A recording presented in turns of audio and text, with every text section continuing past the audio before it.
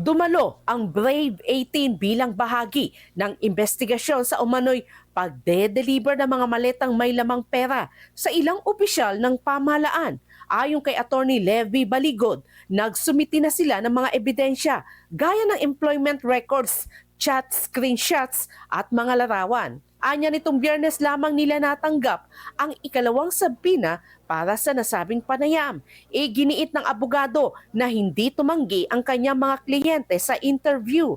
Sinabi rin niya na noong unang pagharap nila noong March 12 ay may mga itinanong na sa kanila na higit pa sa simpleng identity verification. Giit ni Baligod, limitado lamang sa pagkilala o identity verification ang mandato ng NBI sa ngayon at ang ombudsman ang dapat manguna sa mismong usapin. Question ko kasi yung subpoena. Maliwanag kasi sa subpoena, yun yung delegated authority ng ombudsman sa NBI. So, kumbaga ang ombudsman, inutusan ang NBI na mag-conduct ng identity verification. So, yun lang ang authority ng NBI. Sa kabila nito, pumayag ang grupo sa one-on-one interview upang mailahad ang kanilang panig at makipagtulungan sa batas. Samantala, nagpasalamat naman si NBI Director Melvin Matibag sa ipinakitang kooperasyon ng mga dating sundalo. Nagpapasalamat ako dahil at least yung kagustuhan natin na sila matanong na isa-isa, nagawa natin. So, magkakaroon siguro ng kabuuan doon sa reporting natin dito, doon sa base sa kanila mga naging kasagutan. Patunay lang ito na yung hangarin namin na bigyan ng linaw ang katanungan dito sa kanilang joint affidavit ay pwede naman talagang pag-usapan ng maayos.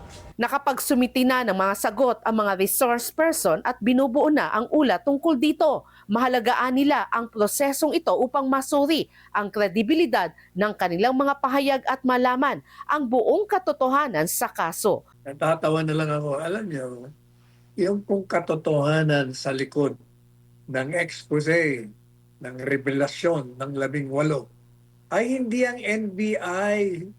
Hindi ang NBI ang magbibigay ng conclusion o desisyon kung totoo o hindi.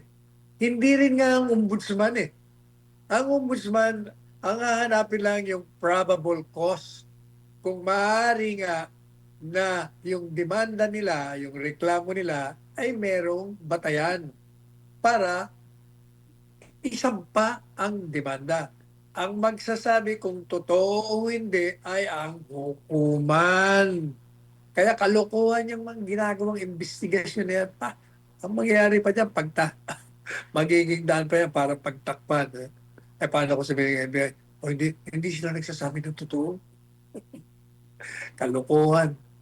Hayaan nyo na, isampa nyo sa korte. At doon natin malalaman ang katotohanan. Kasi daraan sila sa cross-examination.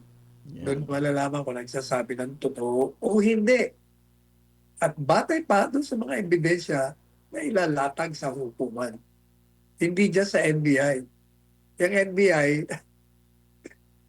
kahit na hindi ka pumunta ron, hindi ka makukulong. Nasa sa iyo, kung gusto mo pumunta, kalokohan lang yan.